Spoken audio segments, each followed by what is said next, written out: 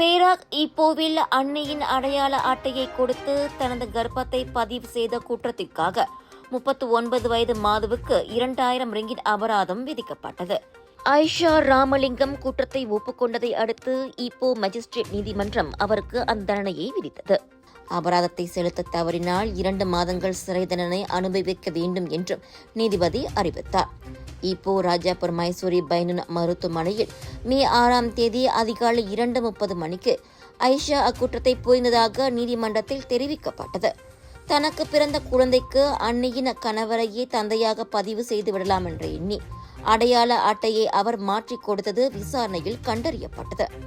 4 மாதங்கள் முதல் 20 வயது வரையிலான 3 பிள்ளைகளுக்கு தாயான அந்த பெண் தனது தவற்றை உணர்ந்து வருந்துவதாக நீதிமன்றத்திடம் தெரிவித்து குறைந்தபட்ச தண்டனையை தருமாறும் முறையிட்டார். கடைசியில் நீதிபதி 2000 ரிங்கிட் அபராதம் அல்லது 2 மாதங்கள் சிறை என தீர்ப்பளித்தார். குற்றம் சாட்டப்பட்ட மாது அபராதத்தை செலுத்தி சிறை தண்டனையில் இருந்து தப்பினார்.